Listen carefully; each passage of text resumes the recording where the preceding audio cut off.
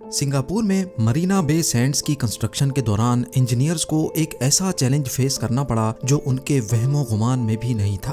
Building design के हिसाब से इसमें 3 टावर्स के ऊपर एक स्काई पार्क भी बनना था, जिसका साइज यूएस नेवी के निमिट्स एयरक्राफ्ट कैरियर से भी बड़ा होना था। एंड उस टाइम पर जब 3 टावर्स के ऊपर स्काई पार्क बनने का वक्त आया तो इंजीनियर्स ने बिल्डिंग के डिजाइन में एक मेजर फॉल्ट पकड़ लिया।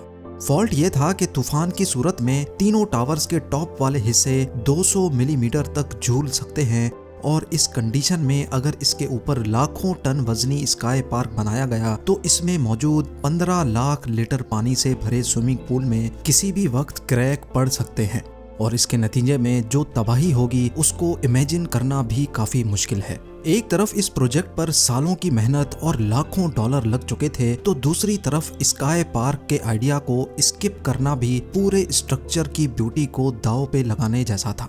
कुछ तो ऐसा करना था जिससे तीनों टावर्स तूफान में बेशक स्विंग करें, लेकिन उसके ऊपर बने स्काई पार्क और स्विमिंग पूल को बाल बराबर भी नुकसान ना पहुंचे।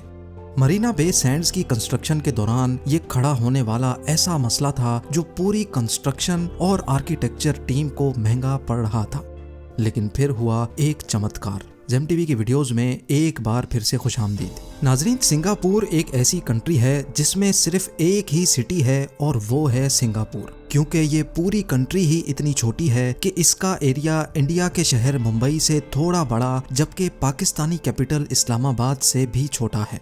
सिंगापुर मरीना बे सैंड्स दुनिया के कई कॉम्प्लिकेटेड कंस्ट्रक्शन प्रोजेक्ट्स में से एक है, और इसी वजह से इसको इंजीनियरिंग का मास्टरपीस भी कहा जाता है। इंजीनियर्स को सिर्फ एक बिल्डिंग नहीं बल्कि पूरी 3 बिल्डिंग्स खड़ी करनी थी। ऐसी बिल्डिंग्स जिसका एक हिस्सा झुका हुआ होगा और वो भी दूसरे हिस्से की सपोर्ट में। $8 बिलियन या फिर 60,000 करोड़ रुपयों की लागत से बनाए जाने वाले इस प्रोजेक्ट में 680 फीट ऊंची 3 बिल्डिंग्स के साथ साथ एयरक्राफ्ट कैरियर से भी बड़ा स्काई पार्क, 200 फीट ऊंचा आर्ट्स म्यूजियम और एक फ्लोटिंग एंटरटेनमेंट पवेलियन भी बनना था, और वो भी पानी के ऊपर।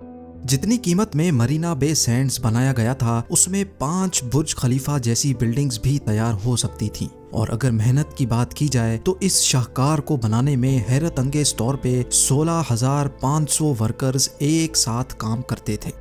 समंदर के किनारे गीली मिट्टी पर फाउंडेशन बनाने से लेकर एक खास एंगल पर कर्व्ड शेप स्ट्रक्चर और उसके ऊपर एक अनोखा स्काई पार्क बनाने तक कंस्ट्रक्शन वर्कर्स और इंजीनियर्स को कई ऐसे चैलेंजेस का सामना करना पड़ा जो ना सिर्फ उनकी लाइफ का पहला चैलेंज था, बल्कि आज से पहले ऐसे चैलेंजेस का दुनिया के किसी प्रोजेक्ट में सामना नहीं किया गया था।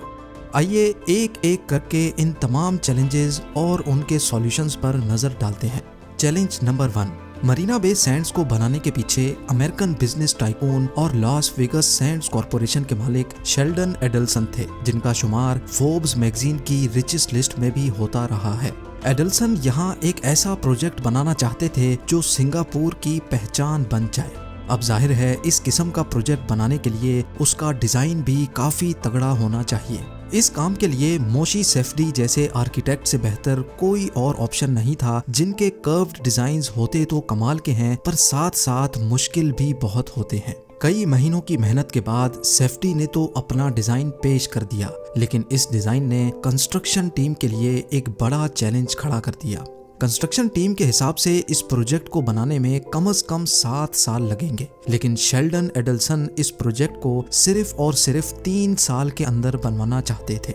इन्हीं 3 सालों के अंदर ये पूरा प्रोजेक्ट, इसके तीनों टावर्स, इसका इंटीरियर, म्यूजियम, फ्लोटिंग पवेलियन और सबसे मुश्किल स्काई पार्क भी बनाना था। ये चैलेंज एक्सेप्ट करना ही कंस्ट्रक्शन टीम के लिए एक बहुत बड़ी अचीवमेंट थी। चैलेंज नंबर 2, कंस्ट्रक्शन जिस साइट पर की जानी थी वहां की जमीन समंदर की वजह से सॉफ्ट चीकी मिट्टी से भरी पड़ी थी, जिसको इंजीनियर्स मेरीन क्ले कहते हैं। ये मेरीन क्ले बहुत सॉफ्ट होती है और यहाँ कंस्ट्रक्शन करना तो दूर की बात, इस पर चलना भी बहुत मुश्किल होता है। अगर मेरीन क्ले से सही तरह नहीं निपटा गया तो ये पलट कर वार भी कर सकती है, जैसा सिंगापुर के ही निकोल हाईवे के मामले में देखा गया था। मेरीन किले की खास बात यह होती है कि अगर इसको एक्सकवेटर की मदद से खोद कर निकाला जाता है तो आसपास की किले उस गड्ढे को फौरन पुर कर लेती है। लिहाजा 200 मीटर ऊंचे 3 स्ट्रक्चर्स की फाउंडेशन बनाने के लिए जरूरी था कि कोई ऐसा ठोस सॉल्यूशन निकाला जाए कि जब फाउंडेशन के लिए खुदाई की जाएगी तो आसपास की क्ले एक्सकवेशन साइट पर ना गिरे। इसके लिए इंजीनियर्स ने 1.5 मीटर मोटी कंक्रीट वॉल बनाने का फैसला किया, जिसको डायाफ्राम वॉल भी कहा जाता है। 4000 मीटर की डायाफ्राम वॉल को जमीन के अंदर 50 मीटर की गहराई तक बनाया गया और फिर एक्सकेवेटर की मदद से इसके अंदर से मरीन क्ले को निकाल लिया गया। मरीन क्ले को रास्ते से हटाने में ही इंजीनियर्स को पूरा 1 साल लग गया, यानी अब इनके पास प्रोजेक्ट को कंप्लीट करने में सिर्फ 2 साल का वक्त बचा था। चैलेंज नंबर 3, मरीन क्ले से छुटकारा पाने के बाद इंजीनियर्स के पास पूरे मरीना बे सैंड्स को कंप्लीट करने में सिर्फ 2 साल का वक्त बचा था और ये वाकई एक बहुत मुश्किल टास्क था। इंजीनियरिंग टीम ने हार नहीं मानी और फैसला किया कि इस प्रोजेक्ट के हर एक हिस्से की कंस्ट्रक्शन एक साथ ही की जाएगी, लेकिन इसके लिए वर्कर्स की बहुत बड़ी तादाद रिक्वायर्ड थी। हैरत अंगेज तौर पे 16,500 वर्कर्स को दिन रात शिफ्टों में काम करने के लिए हायर किया गया। वर्कर्स की इस आर्मी को मैनेज करना और इनको वक्त पर खाना खिलाना भी खुद से एक बहुत बड़ा टास्क था, जिसके लिए दुनिया की सबसे बड़ी कैंटीन बनाई गई। इस कैंटीन में एक दिन नहीं, सिर्फ एक वक्त का खाना बनाने में $82,500 या फिर 61 लाख रुपयों का खर्चा होता था। चैलेंज नंबर 4, तीनों टावर्स को बनाने में कॉम्प्लिकेशन ये थी कि इनका एक हिस्सा बिल्कुल सीधा जबकि दूसरा हिस्सा एक खास एंगल पे कर्व्ड होगा और दोनों हिस्से एक दूसरे की सपोर्ट में खड़े होंगे। ये डिजाइन की हद तक तो काफी आसान था, लेकिन इसको प्रैक्टिकली बनाना एक ऐसा चैलेंज था जो आज से पहले किसी ने भी नहीं किया था। अगर इसको प्रॉपर प्लानिंग और कैलकुलेशन के साथ कंस्ट्रक्ट नहीं किया गया तो कर्व्ड हिस्से के वजन से सीधा वाला हिस्सा टूट भी सकता है, जैसा कि इस डोमिनो इफेक्ट में आप देख सकते हैं। इस डिजाइन को प्रैक्टिकल शक्ल देने के लिए इंजीनियर्स ने एक बड़ा जबरदस्त तरीका ढूंढ लिया। कंक्रीट ब्लॉक्स की मदद से हर 4 दिनों में एक फ्लोर खड़ा होता गया। कर्व्ड हिस्से के अंदर सपोर्ट के लिए स्टील वायर्स डाली गईं और जैसे जैसे बिल्डिंग की हाइट बढ़ती गई, इन दोनों हिस्सों को स्टील फ्रेम की टेम्पररी सपोर्ट भी दी गई। 23rd फ्लोर पे जहां कर्व्ड हिस्सा दूसरे हिस्से से आकर मिला, वहां भारी भरकम स्टील ट्रस की मदद से दोनों हिस्सों को आपस में जोड़ दिया गया और फिर सपोर्ट के लिए लगाए गए ये स्टील फ्रेम हटा दिए गए। चैलेंज नंबर 5, पूरे 1.5 साल गुजर चुके थे। मरीना बे सैंड्स की तीनों बिल्डिंग्स, आर्ट्स म्यूजियम और फ्लोटिंग क्रिस्टल पवेलियन की कंस्ट्रक्शन कंप्लीट हो चुकी थी और उनकी फिनिशिंग का काम चल रहा था, लेकिन एक हिस्सा बनना अभी भी बाकी था और वो था 1115 फीट लंबा स्काई पार्क, जिसको 200 मीटर ऊपर तीनों टावर्स की टॉप पर बनाना था और इस काम के लिए इंजीनियरिंग टीम के पास सिर्फ 6 महीने बचे थे।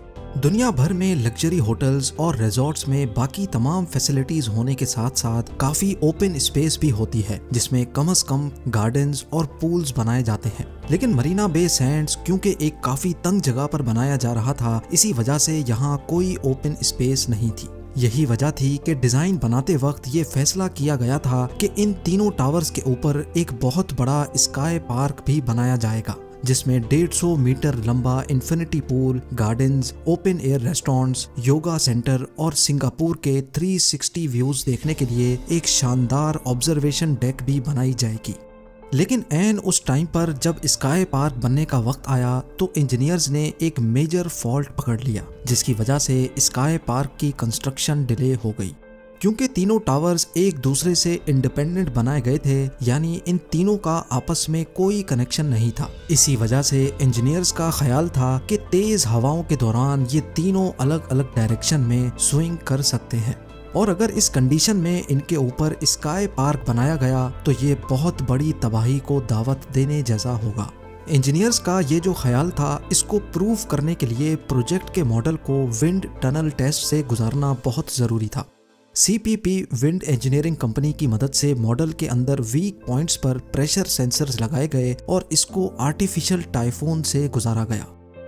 अफसोस के साथ रिजल्ट पॉजिटिव आया। विंड इंजीनियर्स ने एग्जैक्टली बताया कि तूफान की सूरत में तीनों टावर्स के टॉप 200 mm तक झूल सकते हैं, यानी तकरीबन एक मोबाइल फोन की लंबाई से थोड़ा सा ज्यादा। कहने में तो ये इतना बड़ा स्विंग नहीं है, लेकिन कंक्रीट की नेचर ही ऐसी होती है कि वो फ्लेक्सिबल नहीं होता। थोड़ा सा भी प्रेशर कंक्रीट क्रैक कर सकता है। अगर इस कंडीशन में स्काई पार्क बनाया गया तो तूफान के दौरान इसमें बने 150 मीटर लंबे इन्फिनिटी पूल में क्रैक भी पड़ सकते हैं और स्काई पार्क का बड़ा हिस्सा टूटकर गिर भी सकता है।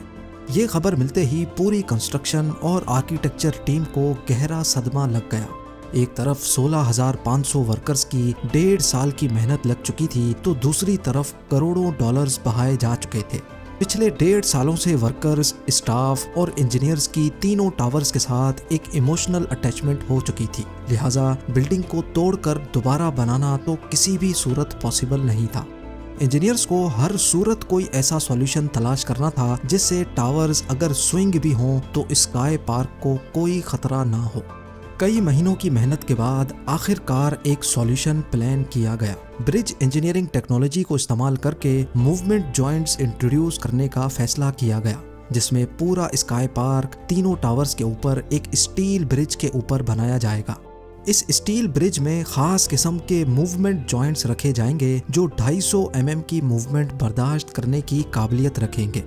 ये सॉल्यूशन सबको समझ आ रहा था, लेकिन इसके लिए जरूरी था कि स्काई पार्क को 3 अलग अलग हिस्सों में बनाया जाए, यानी 150 मीटर लंबा इन्फिनिटी पूल बनाना अब पॉसिबल नहीं था। इंजीनियर्स ने फैसला किया कि इन्फिनिटी पूल को 50-50 मीटर के 3 पूल्स में डिवाइड कर दिया जाएगा और इनके दरमियान मूवमेंट्स के लिए कुछ स्पेस रख दी जाएगी।